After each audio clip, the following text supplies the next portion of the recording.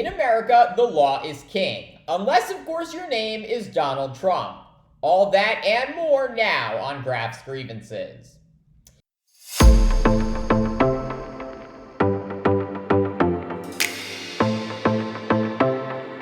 In January of 1776, Thomas Paine, the British political philosopher and writer, published Common Sense, the 47-page pamphlet advocating for American independence at a time when many of the colonists were still reluctant to break away from King George III of Great Britain. While the colonists vehemently disagreed with the tyrannical laws and unfair taxation imposed on them by England, they saw themselves as loyal subjects of the king. Yet with the publishing of Common Sense, Paine is credited with shifting American sentiment towards independence. Paine vigorously condemning the monarchy and arguing that the idea of a king was an affront to God because all men on earth are created equal.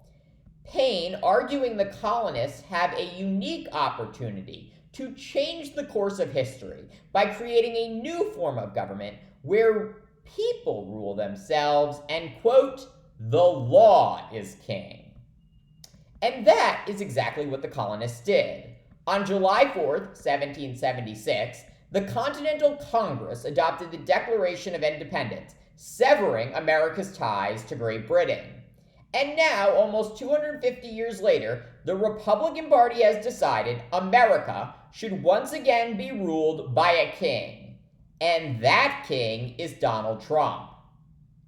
On August 1st, 2023, the former president was indicted by a federal grand jury of his peers, charging him with 4 counts in connection with his efforts to subvert the will of voters and overturn the results of the 2020 presidential election.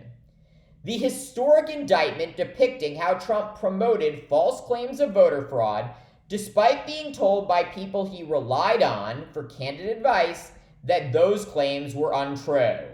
The indictment also detailing how Trump pressured his vice president, Mike Pence, to use a fake slate of electors to invalidate the fair and free election.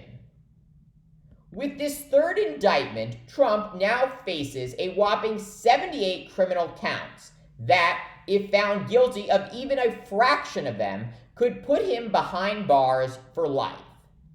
Yet despite Trump's landmark legal woes, Republicans still overwhelmingly want this alleged criminal to be their leader. 53% saying Trump should be the 2024 Republican presidential nominee. This, according to the latest 538 polling average. The next closest candidate, Florida Governor Ron DeSantis, now registering just 16% support among Republican voters. So what explains Trump's stranglehold on the GOP, who, while you might not agree with them on policy, overwhelmingly follow the rule of law and are not bad people? I increasingly think the answer to this tormenting question is that Republicans no longer believe in democracy and the notion that the law is king. Instead, they have embraced the monarchical mindset that the king is law. And as Thomas Paine described in Common Sense, this belief that the king is all-powerful and can do no wrong results in an oppressed, enslaved citizenry unable to reach its full potential. And whether they fully realize it or not, that is the dark future Republicans are rapidly pulling America towards when they blindly defend Donald Trump and the litany of charges he faces from an ever-growing list of jurisdictions.